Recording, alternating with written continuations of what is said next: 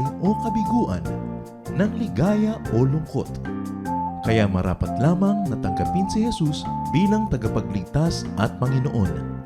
At matapos yun ay panariwain ang katapatan at paglapit sa Kanya bawat araw o day by day. Ang day by day ay naglalayong umalalay sa pang-araw-araw na pamumuhay. Narito po si Kuya Ed Lapis sa mensaheng pinamagatang Money in the Bible.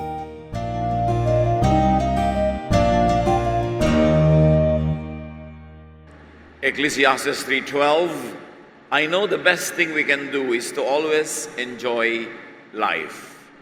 From the mouth of Solomon, the wisest man ever. Kalooban ng Panginoon na magkaroon tayo ng buhay na masaya at buhay na enjoyable. Hindi niya kalooban na tayo ay maghirap, magdusa. Kaya niya pinayaman ang planeta, iniwanan tayo ng maraming mga pamana sa atin para malasap natin ang ganda ng buhay. But what does it take to maximize enjoyment of life? You need to be supported. You need resources to enjoy life. Spirituality has almost always demonized money and the making of wealth. But what does the Bible say about money and the making of wealth, and what is its relevance in the enjoyment of our lives? Money in the Bible. Yan ang ating pag-aaral at kasihan tayo ng Panginoon upang maunawa ang maganda niyang kalooban sa bagay na ito. Ama namin, salamat po dahil kami ay mahal niyo at kaya humihiling kami ng maliwanag na pag-iisip, malinaw na pananaw. Turuan niyo po kami akayin at ipaunawa sa amin ang mahalagang bahagi na ito ng pamumuhay dito sa mundo. Be our speaker, be our teacher, lead us unto greater knowledge of you and unto a happier, more fulfilling life. Father, we thank you. In the name of Jesus, your Son. Amen. The teachings of the Bible on money has to be understood from the Old Testament to the New Testament, and especially from the points of view of Jesus and the apostles. Masama ba ang pera o mabuti ba ito? Love for money, not money, is the root of all evils. Merong misconception ng maraming spiritual na tao na masama ang pera, masamang magpayaman, masamang magkaroon ng maraming ganito. Pero ang pag-ibig sa pera, hindi yung pera mismo ang pinagmumulan ng maraming maling bagay. 1 Timothy 6:10, the love of money causes all kinds of trouble. At nagiging troublesome ang money when you place the value of money above people, above their feelings, above their well-being, and above your goodness. Kami nagsabi nga, use money to love people, do not use people to love money. So hindi masama ang magkaroon, hindi masama ang marami niyan, at hindi masamang gumawa ng kayamanan. One who willfully does not make money should not eat. That's what the Bible says, 2 Thessalonians 3:10. We also gave you the rule that if you don't work, you don't eat. At ang tinutukoy dito, hindi yung may sakit ka ngayon, hindi ka makapagtrabaho, therefore hindi ka dapat pakanin. O kaya hanap naman ng trabaho, 3 buwan na, wala ka pang trabaho, hindi ka dapat pakainin. Hindi yun ang tinutukoy dito. Hindi rin tinutukoy dito yung sobrang bata pa, sobrang tanda na, hindi pa nakakapaghanap buhay dahil sa kalusugan. Hindi rin yun ang tinutukoy. Kundi yung mga taong habitually, systematically lazy, na hindi marapat suportahan, hindi marapat na konsentihin ang mga taong talaga namang ayaw maghanap buhay, ayaw magtrabaho, may trabaho na tinatalikuran pa, absent pa, at lifestyle niya na umasa sa iba. Meron naman kasi mga tao, masisipag naman talaga, kaya lang sa mga panahon na ito ay hindi pinapalad na magkaroon ng hanap buhay, hindi yun ang tinutukoy na huwag susuportahan. Ayaw ng Bible sa katamaran at ayaw niya na sinusuportahan yung mga taong nakukonsente sa kanilang katamaran. Kaya maraming mahirap because they spend more than they earn.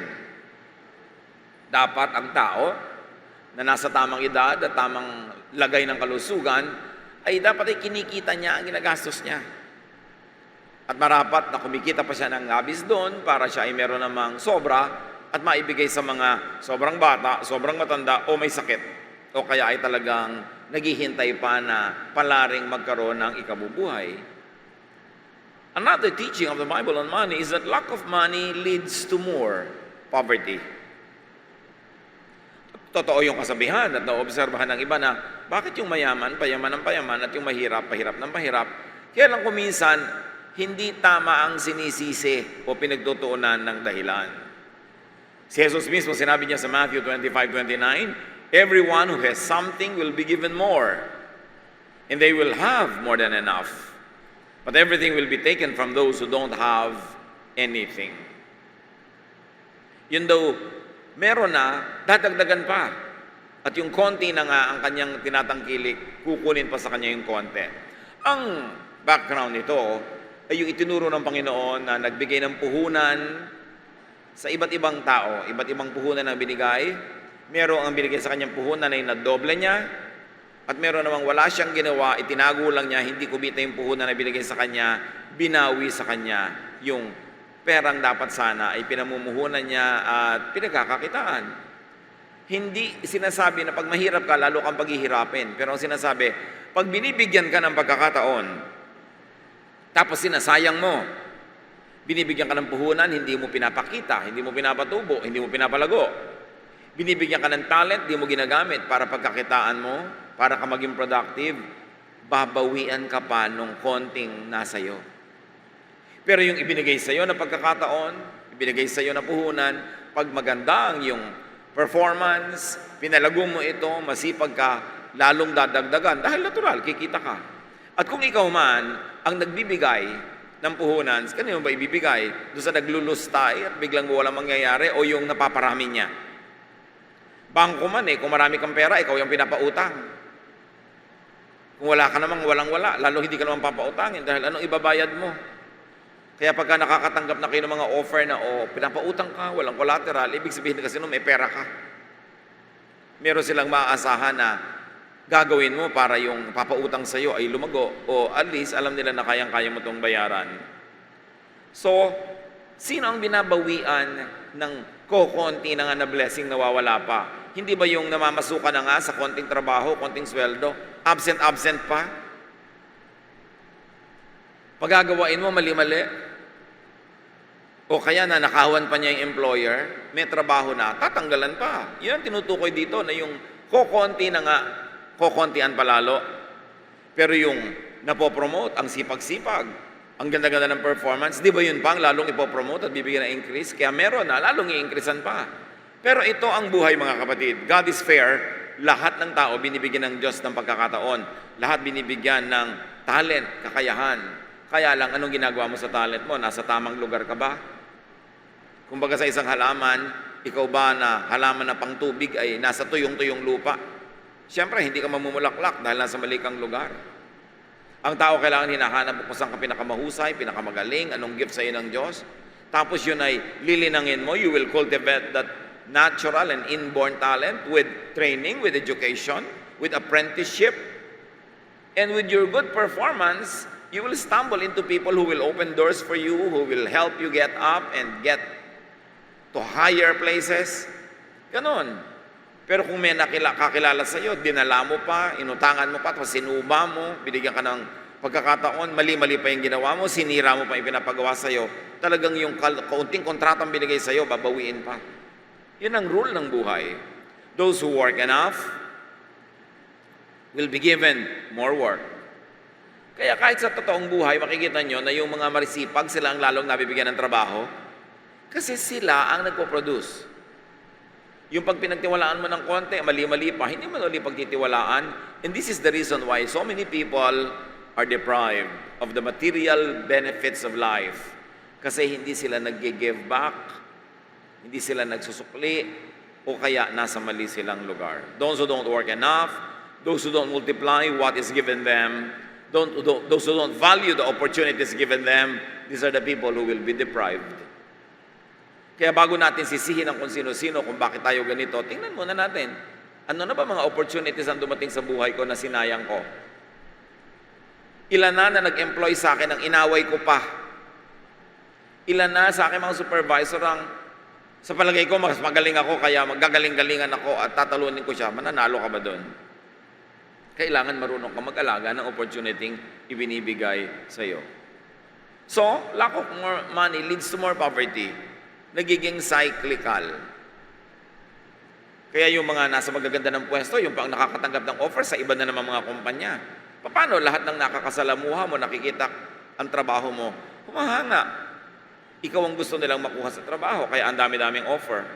Yung isa naman, available na, wala man lang nag-o-offer. Kasi wala sigurong nakikita na patunay na magiging magandang investment siya noong whoever is going to work with her or him. Money is the answer to everything. Or, if you like to say, to many things. Siyempre yung Bible, exaggerated ko minsan yung language kasi poetic. You might want to say that money is the answer to so many things. Ecclesiastes 10:19, money is the answer for everything. Siguro 9 out of 10 problems, merong financial dimension. Na kung meron lamang na financial solution, kung hindi man siya malulutas ang buo, gagaan. Kaya mas masarap ang problema kung may pera ka kaysa wala kang pera. At lalo namang mahirap na problema kung ang problema mo, yung pera mismo.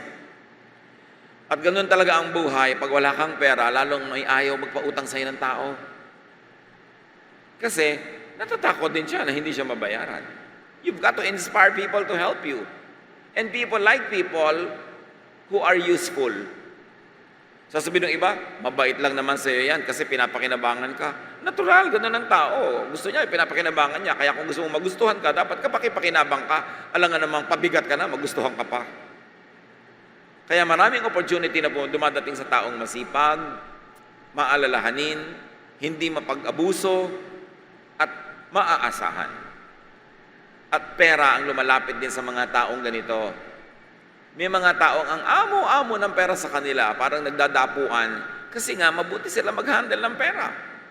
Napaparami nila ang konti, napasisidop nila yung binubulagsak ng iba. Maraming katotohanan tungkol sa pera na nasa Bible, and one of that is that money can make you cheerful, especially about the future. Merong ibang tanginting ang ngiti ng may pera, ang halakhak ng may pera, iba. Mas malakas usually. Yung ngiti ng may pera, mas matamis. Kasi siyempre, nababawasan ng kanyang alalahanin. Kaya yung babae ng Proverbs 31 ay dinedescribe na ang galing-galing maghanap buhay, ang sipag-sipag pero mabait at charitable. Napagsasama niya yon, hindi naman kailangan kung masipag kang magkumita masama na ugali mo. Masipag kumita ang babae ng Proverbs 31, pero mabait, maalalahanin. Sabi, she is strong and graceful as well as cheerful about the future. How can you be cheerful about the future kung maraming bayarin? Maraming bills na darating. Maraming gastusin. Yun lang pwede maging cheerful doon ay yung merong inimpok, may patuloy na kinikita, o merong nakalaan at may itinanim na inaasahan niyang aanihin niya in time for the expenses. So yung taong masipag, maraming investment, maraming tanim, maraming hanap buhay, hopeful, positive, optimistic, happy, cheerful about the future. Ang nakikita lang niya sa kalendaryo niya sa future ay mga magta-travel ako sa ganito, meron ako ganong bibilin, meron akong bibigyan ng ganito. Hindi puro bills, bills, bills lang. Bagamat kahit may bills, hindi yun ang malaking issue sa buhay niya kasi meron siyang pambayad. At hindi tayo nilikha ng Diyos para mabaon sa utang. Nagkakandabaon-baon tayo sa utang, maliban na lang yung tinasabi ni Solomon na time and chance, na ginawa mo na ang lahat pero hindi ka pa rin pinalad, liban na lang doon, usually meron tayong pananagutan, we are spending more than what we are earning. At pag sinabi mong, syempre kasi kapos ako, mangungutang ako, pero bakit ka nakarating sa ganyang estado ng buhay? Wala ka ba malang maaalala in the past na merong kang chance maghanap buhay?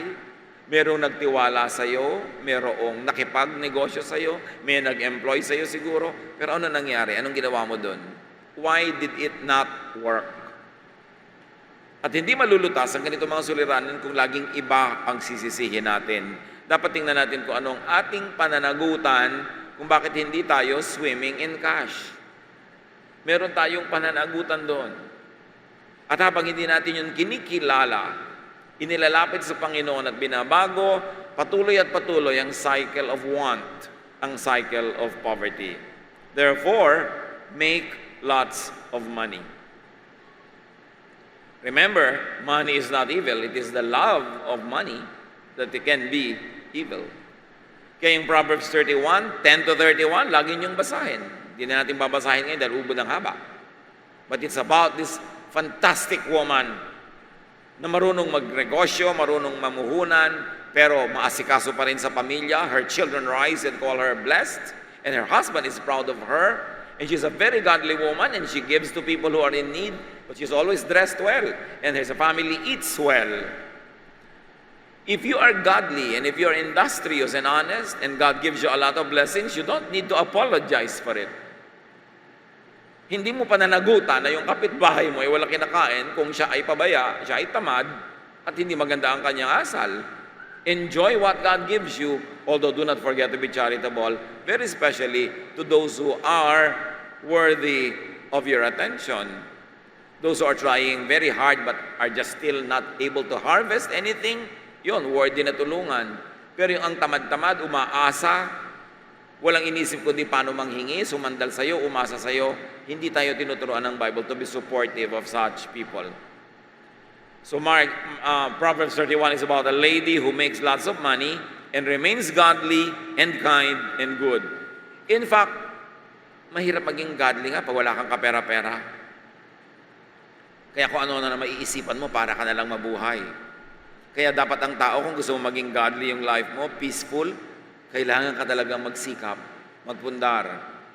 At sabi nga ng matatanda, habang maikli ang kumot, matutong mamaluktot.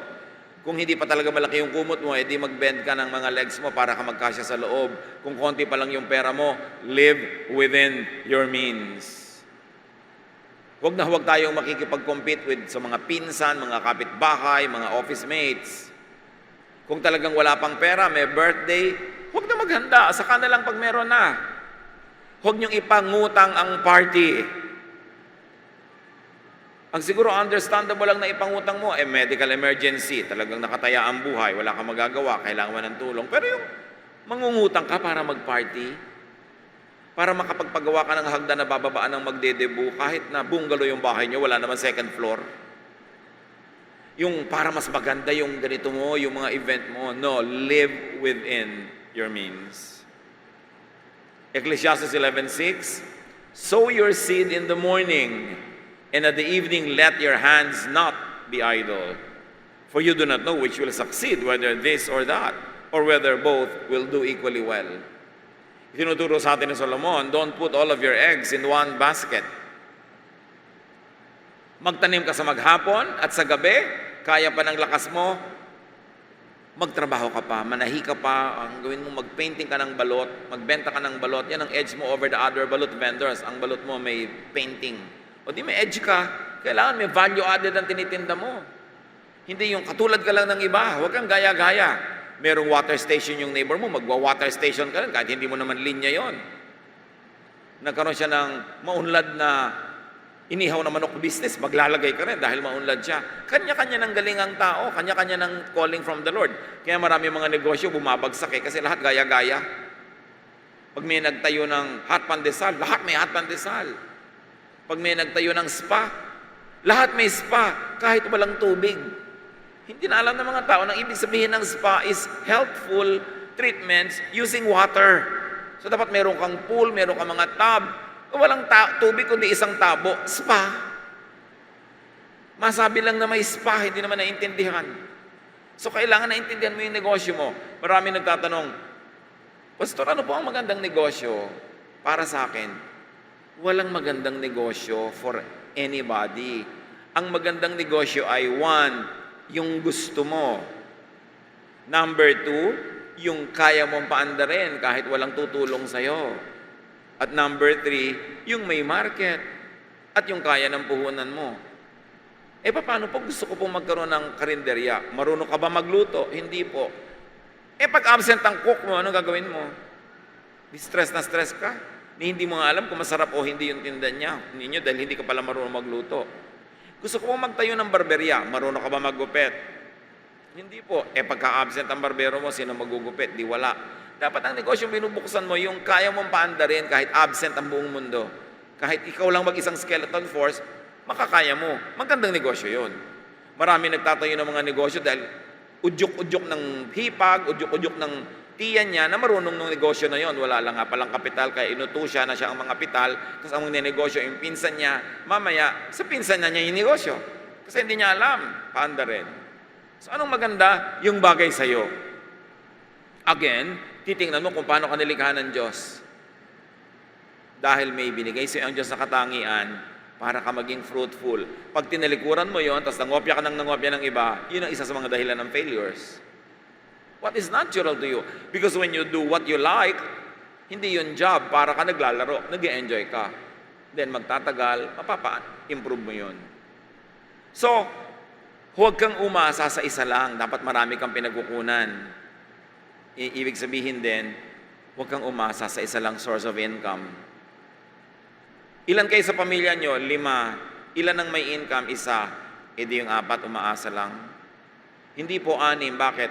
Kasi mga kapatid ng wife nandun din nakatira, umaasa din. 6 nga pala. Okay? Kaya maraming mahirap na pamilya. Iisa ang kumikita, merong 5 nakadagan, at yung pa yung mga maluluho. Ayaw pa ng lumang cellphone, gusto pa bago. Para naman nahingi ng pang-load. Gusto laging nasa mall at gumasta ng gumasta. May income ka na ba? Wala pala. Anong karapatan mong mag-isip ng paggagagastahin? Bago ka mag-isip na gumastos, kumita ka muna. Unless you're very young, very old, o nag-aaral ka pa. Kaya mga estudyante, ilagay nyo din sa tama ang inyong behavior. Nag-aaral pa lang kayo, dependent kayo sa magulang. Huwag kayo maghanap ng mga luho-luho. Yun lang, meron ka ng mga basic things. Pasalamat na sa buhay. Pagka kumikita ka na, kaya mo na, tsaka ka bumili ng mga gusto mo. Pero huwag mo idagan sa magulang mo lahat yon. Lalo, luho lang naman. Ang mga pamilya, gasta ng gasta dito, gasta ng gasta doon. Tapos wala man lang insurance. Pag nagkasakit, benta dito, benta doon, takbo dito, takbo doon, utang dito, utang doon. Lalo pag may namatay, ni pambili ng malaking styrofoam na ataol, wala. Gasta ng gasta, gasta ng gasta. Ang tao siyempre namamatay, wala ka man lang paghahanda, wala ka man lang lote para doon. Kaya one sickness, one death, one illness devastates the entire family. Walang preparation. Para bang surprise, may namatay, lahat naman namamatay. Parang surprise, nagkasakit. Lahat naman nagkakasakit. So inuuna natin yon, mga insurance mo, savings mo, para pag dumating yung sobrang dagok ng buhay, meron ka mabunot kahit konti. Therefore, produce money.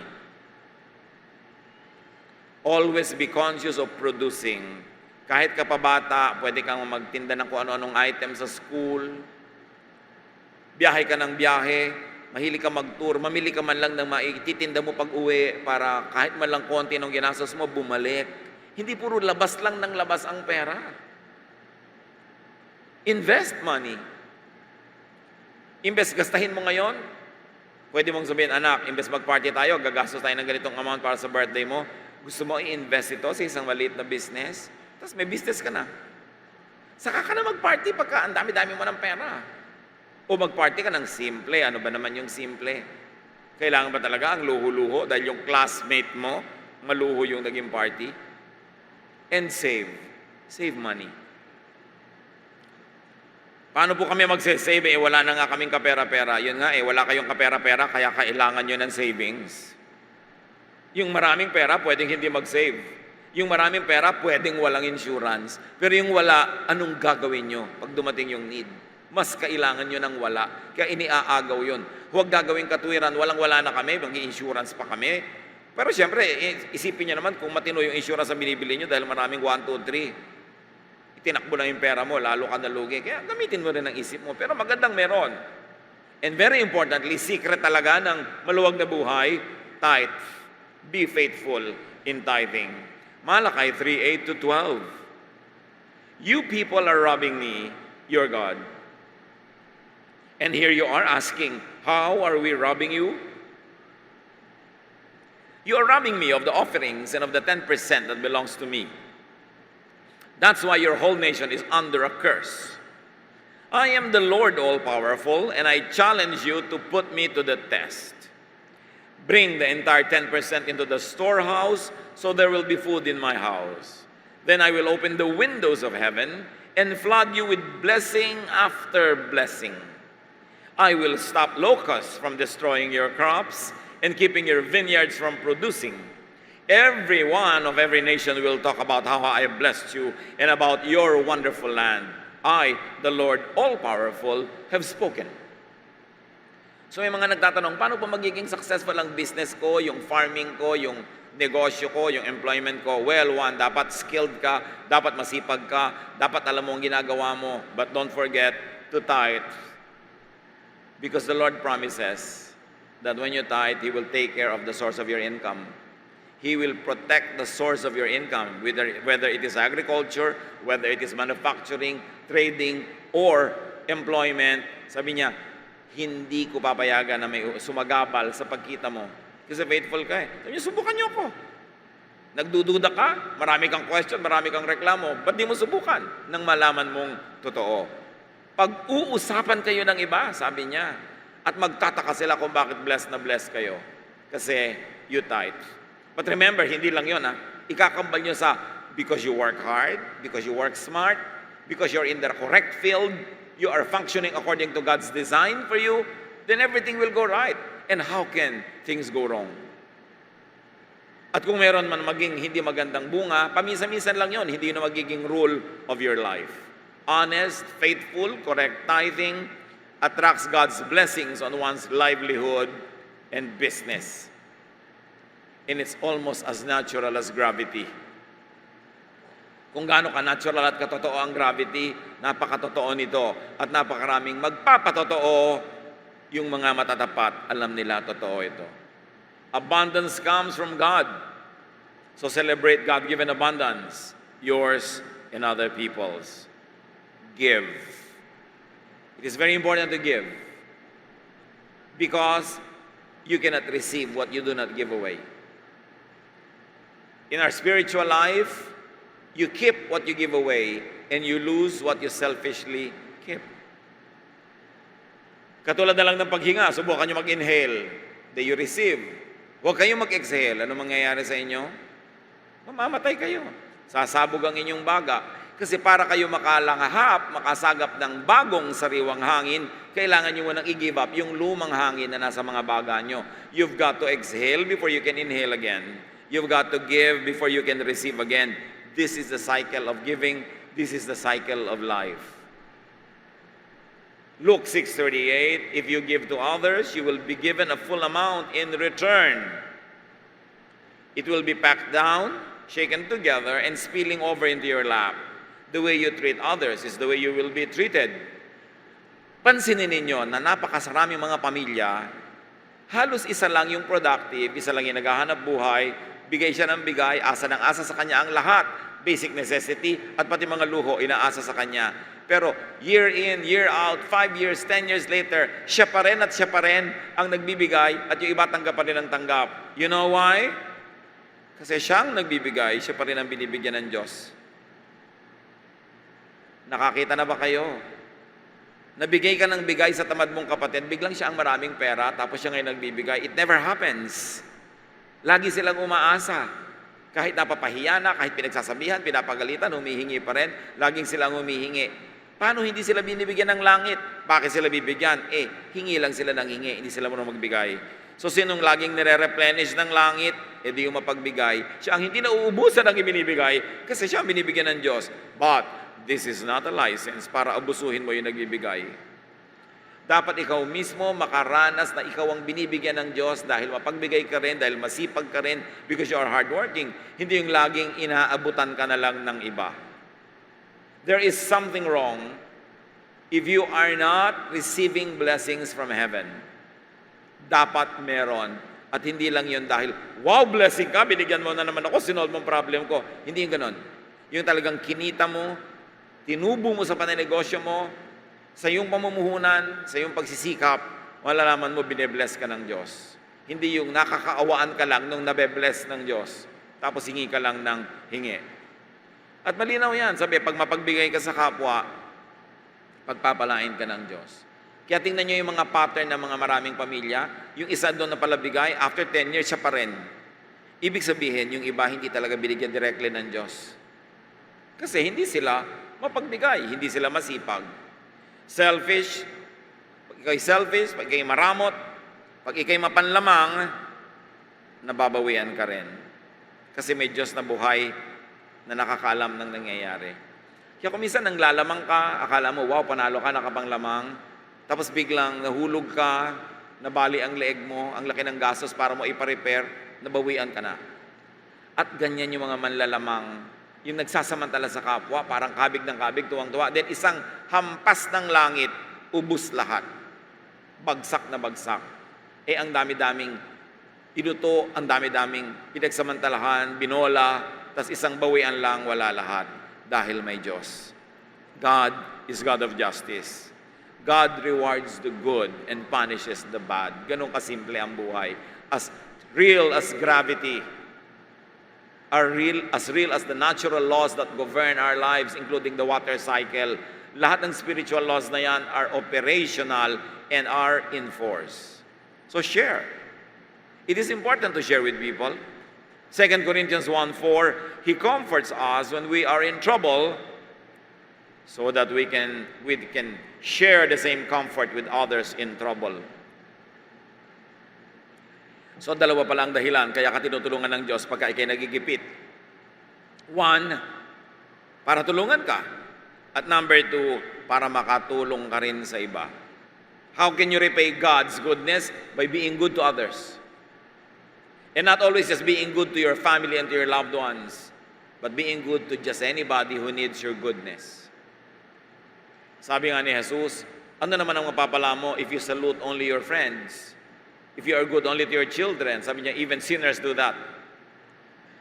But because you are a child of God, you can be good to people who are not your relatives, who are not related to you, dahil alam mo, mahal din ng Diyos ang mga tao na yon. Another rule is that money handled well makes more money. Jesus says in Mark 4:25, everyone who has something will be given more, but people who don't have anything will lose what little they have. Remember, these good people are good because they work hard, they work well, and they work in a smart way. It is not enough to work hard. You have to work smart as well. Marami naman talagang tao, honest magtrabaho, pagod na pagod, hirap na hirap, halos makuba, pero wala pa rin nangyayari. Kasi working hard lang yon, but is that working smart? Doon ka ba talaga kikita? Napagod ka na, pero ang konti. Baka hindi ka dapat doon, maghanap ka ng iba. Kasi dapat yung pagod mo, directly proportionate ang premyo. Hindi yung pagod na pagod ka, tapos ang liit-liit ang kinikita mo. Kahit buong buhay kang magtrabaho, hindi ka makakabili kahit bahay ng posporo. Dahil ang liit-liit ang kita mo.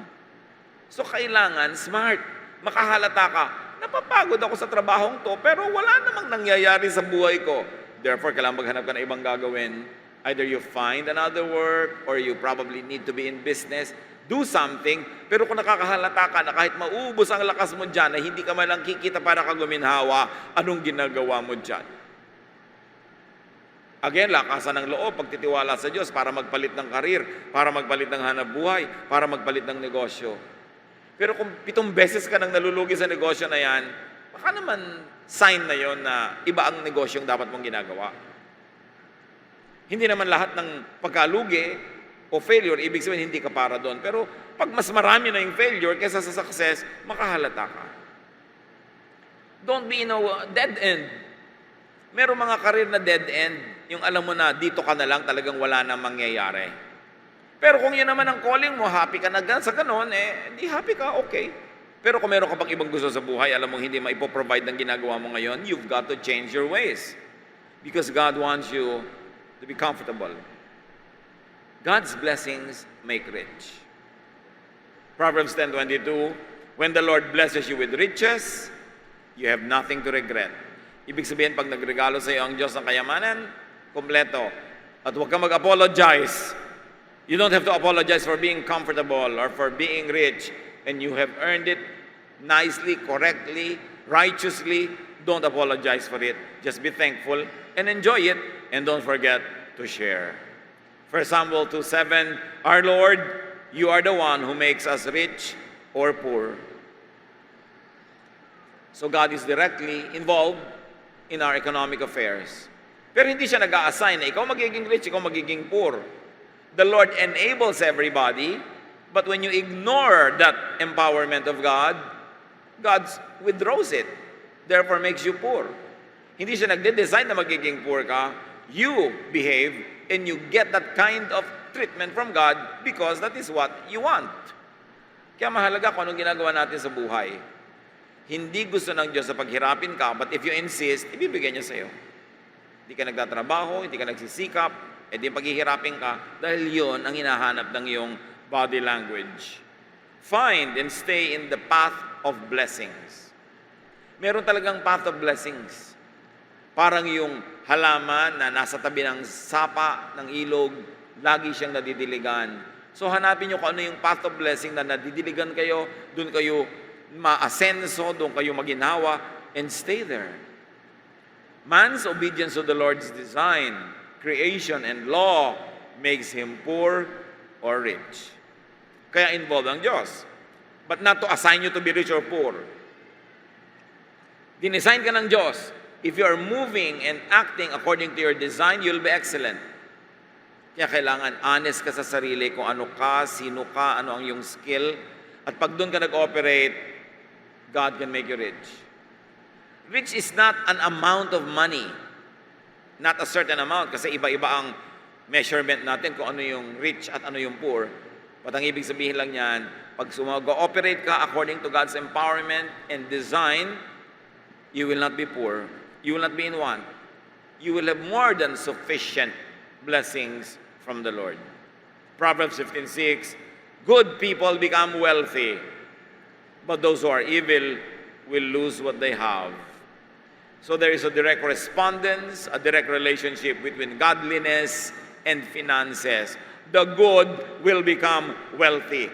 But remember, good also means wise planters, wise traders, wise merchants, wise workers, wise investors. Pag sinabi kay good, hindi lang yung ang bait-bait mo, palabigay ka ng baon mo sa katabi mo, nakaupo ka, bibigay mo yung silya, hindi lang yung good na yun. Yung good, nililinang mo, yung kagalingan mo, yung husay mo. You are a planter, a trader, a merchant, a worker, an investor, kaya yaman. Hindi lang dahil mabait ka, kundi matalino ka, may diskarte ka sa buhay, at the same time, hindi ka nang lalamang ng kapwa. What is God's intention for us? Si Solomon, among all the prophets of the Old Testament, had a very firm grasp of God's will for us. At siya naman talaga ang tinawag na wisest. Ecclesiastes 5:18-20, what is the best thing to do in the short life that God has given us? I think we should enjoy eating, gastos, drinking, gastos, and working hard, income. Kita niyo may balance. Sabi niya, ano ba talaga ang pinakamagandang magawa sa maiksing buhay na to? Kasi mamamatay din lang naman tayong lahat. Ano talaga ang kahulugan ng buhay? Sabi niya, palagay ko, dapat nag-enjoy kang kumain at uminom ng iniinom mong masarap at magtrabaho kang mabuti para may kainin ka tinumin. This is what God intends for us to do. Suppose you are very rich and able to enjoy everything you own, then go ahead and enjoy working hard. You see, you are rich, work hard. Hindi katulad ng mga ibang nananalo sa mga games, pag nanalo, nagre-resign na, ayaw na mag-work. Mas mayaman ka, mas mag-work ka. This time you are working for pleasure. You are working on something you really love to do, not to earn an income, not to survive, but to do what you really want. Kaya kailangan ng tao ng financial freedom para bago ka man lang ilibing, magawa mo ang talagang gusto mong gawin. Pastor, gusto ko po magkulot. Di magkulot ka, pero kung hindi ka mabubuhay sa pagkukulot ngayon, magtrabaho kang mabuti para marami kang pera, at saka ka magkulot na magkulot. Pero kailangan naman magawa mo yung gusto mo, hindi nakamatayan mo na yung trabaho, ayaw na ayaw mo, Lunes na naman, ito magtatrabaho na naman ako, ayaw na ayaw mo. Yung ang tagal-tagal mo na abroad, ang bigat-bigat ng paa mo, pagka pupunta ka na sa plane, paalis ng Pilipinas, ayaw mong umalis, alangan mang kamatayan mo na yon. Kailangan naman makagraduate ka doon. Therefore, kailangan ka magkaroon ng savings, magkaroon ka ng investment, at tigilan ka ng mga linta sa paligid na sumisip-sip ng iyong dugo. Yung iba kaya hindi na makauwi for good sa dami ng umaasa. Nung una, asawa lang niya at anak. Nung nakapag-abroad, nadagdagan ng mga pamangkin, mga kapitbahay, mga pinsan ng lolo, ng kapatid, ng inaanak sa kasal ng lola niya. Tinutunto na rin siya kasi may mahihingi. Hindi na makaahon. Kawawa sa bansang ito ang mga taong reliable at ang mga taong responsible kasi ang daming dumadagan. Ang daming kumakapit at ayaw nang bumitaw. But remember, you've got to get to the point when you really enjoy what you're doing.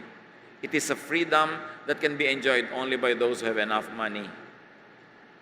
Kaya mahalaga sa may panahon, at lagi kong pinapaalalahanan, lalo mga young people, young professionals, that is the time to really take the correct path towards financial freedom.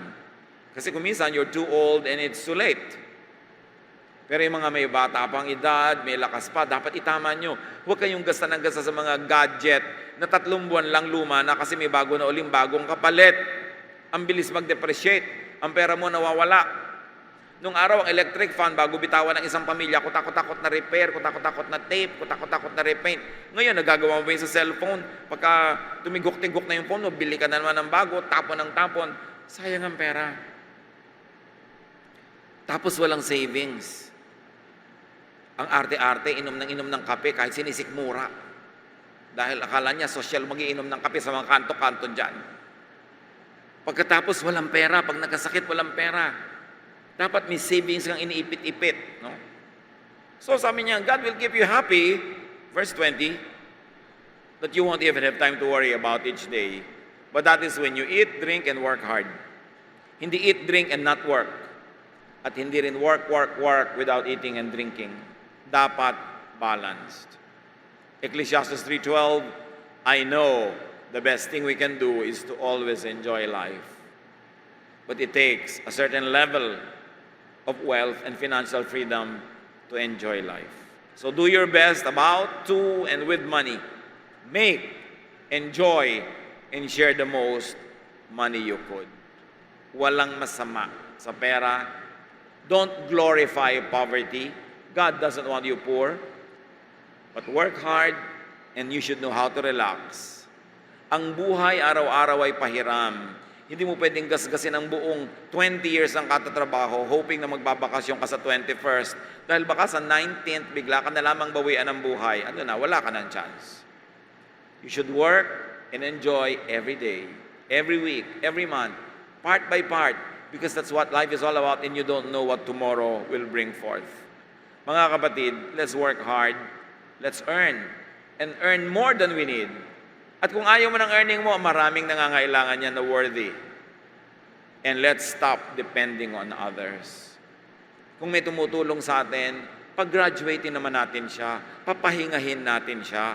Magtrabaho tayo, let's earn our keep, let's earn what we need, para yung tumutulong sa atin makapagpahinga, they deserve it.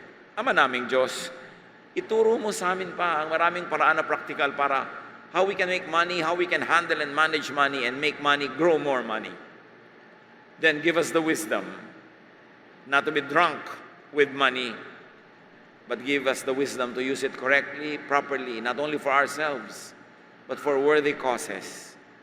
At ang dalangin ko, Panginoon, ang mga anak mong narito ngayon na kailangan ng financial breakthrough, talagang nagsisikap, bigyan mo ng success, O Lord. Ang mga anak mo ngayon dito na talagang working very hard, doing what they can, bigyan mo sila ng maraming bunga sa kanilang ginagawa, o kaya buksan mo ang isip kung dapat ay may iba silang ginagawa para mas mabunga.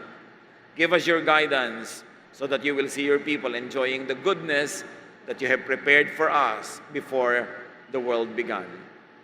Pagbulay-bulayan natin ang kahulugan ng mga bagay na ito, i-apply natin sa buhay so that we can enjoy what Jesus says, I came that you might have life and have it abundantly in silence ponder these words, be with the Lord.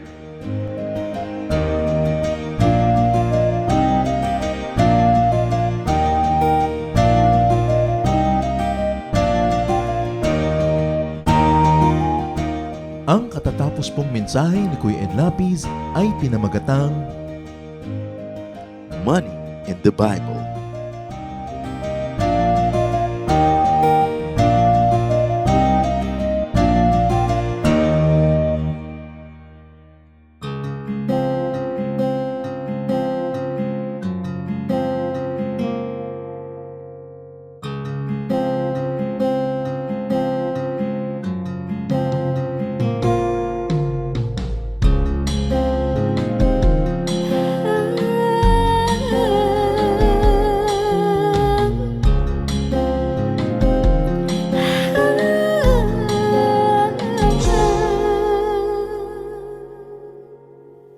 Pag-ibig mo o kailanin,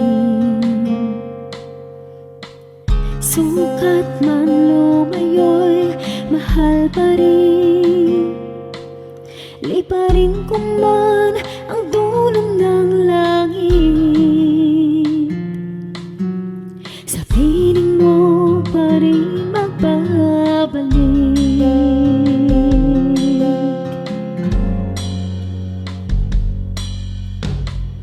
Kahit minsa'y magkasala, bakit tinuturing pa rin danan? O Jesus, kayo nag-alay ng buhay, katwiran niyong aking tinataklan.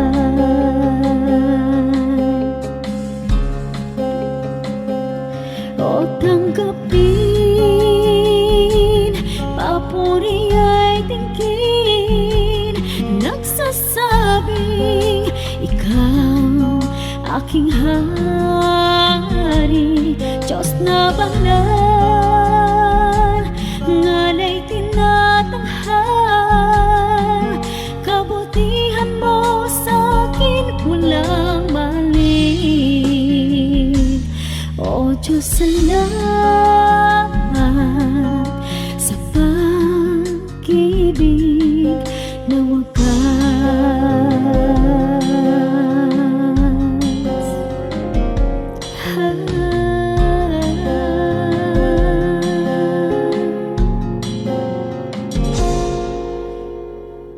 Lagi naman itong isip, ngalan ko sa palad mo inukit, walang sino mang maaring magwalan. Kaligtasang ikaw ang nagtikas.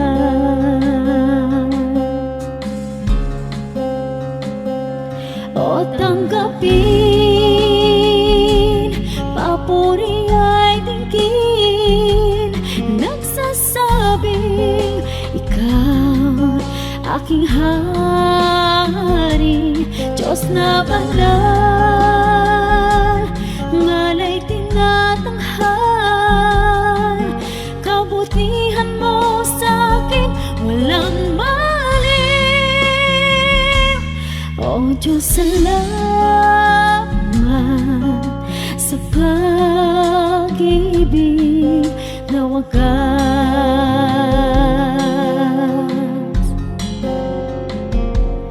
O tanggapin,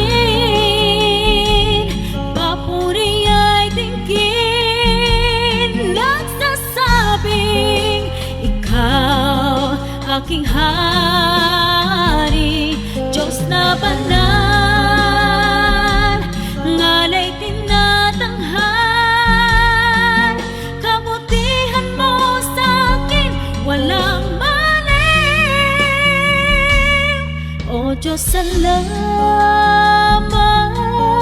sa pag-ibig na wagas.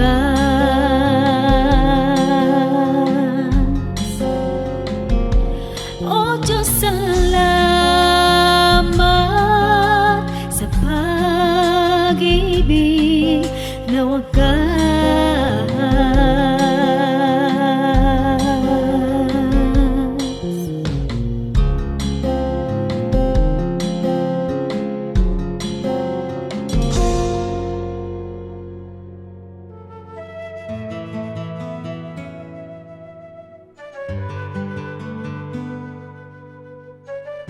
Bakit ang tao pinupuri lang kapag namatay na?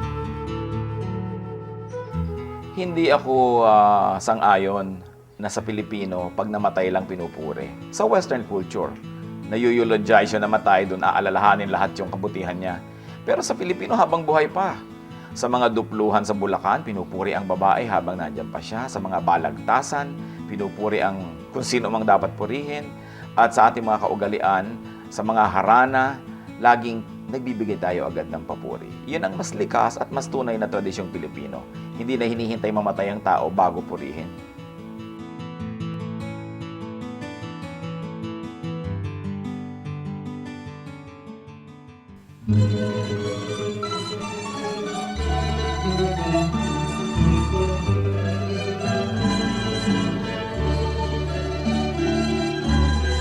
Mga gawa niyo sa aming buhay, tuwin ay naaalala. Kayo'y laging tapat na tunay, puno ng pagpapala. Salamat sala'y pinatawad, nilinis niyo, Diyos. Pakinggan niyo't aming ilalahad, awit sa inyo, Jesus. O kay sarap mabuhay, sa piling niyo, Jesus. Bawat landas may kulay, kasiyahay lubos, ang tanging ninanais ay magpuri sa inyo, lalo lang tumatamis sa piling niyo, Jesus.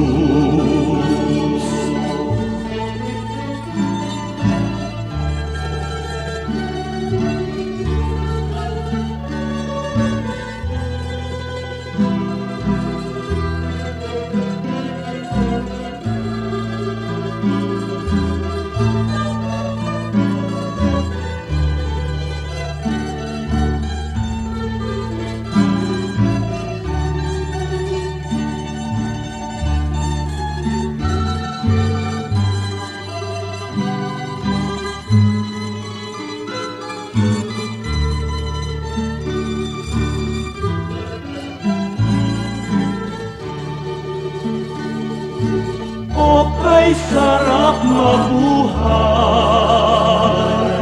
sa piling niyo, Jesus. Bawat landas may kulay, kasiyahay lubos, ang tanging ninanais ay magpuri sa inyo, lalo lang tumatamis sa piling niyo, Jesus. Bawat hakbang ay mayroong awit, bawat pintig ng puso, mga himig na makalangit, sa damdamin bugso. Lumipas man ang aking buhay, awit di matapos, sa langit man ay iaalay, pakinggan niyo, Jesus. O kay sarap mabuhay, sa piling niyo, Jesus. Bawat landas may kulay, kasiyahay lubos, ang tanging ninanais magpuri sa inyo, lalo lang tumatamis sa piling nyo, Jesus. Lalo lang tumatamis sa piling nyo,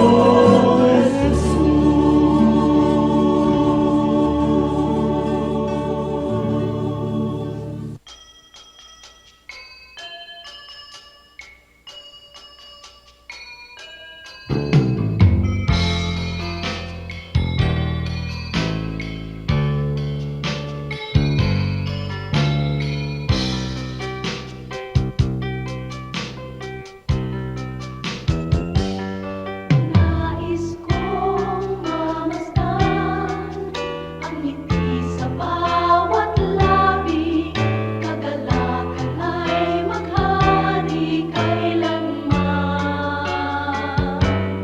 nais kong marinig itong awit ng pag-ibig, kabutihan at kapayapaan man. Nang matutunan kong pigilin ang sarili kong minsan, puso ay bigyan ng kahinahunan. Pagkatapatan ko nawa sa'yo'y hindi mahihimlay, mapagtigis na puso, kabaitan ng taglay.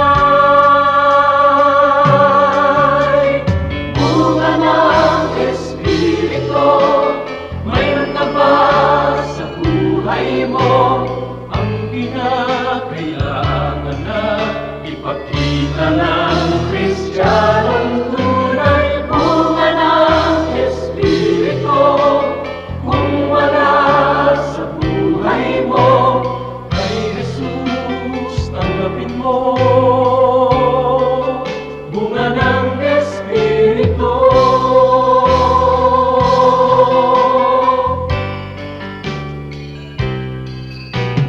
Kay Jesus tanggapin mo.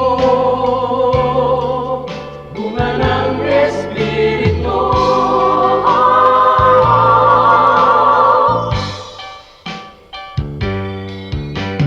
Bunga ng Espiritu, mayroon ka ba sa buhay mo ang kinakailangan na ipakita ng Kristiyanong tunay? Bunga ng Espiritu, kung wala sa buhay mo, kay Jesus tanggapin mo. Bunga ng Espiritu.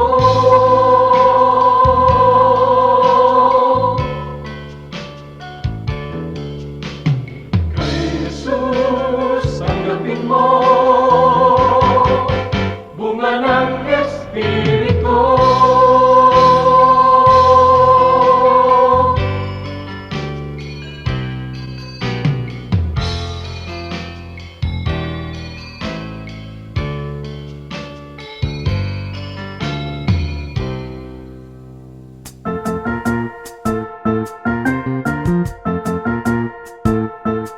Oras na po para pansamantalang magpaalam ang programang Day by Day.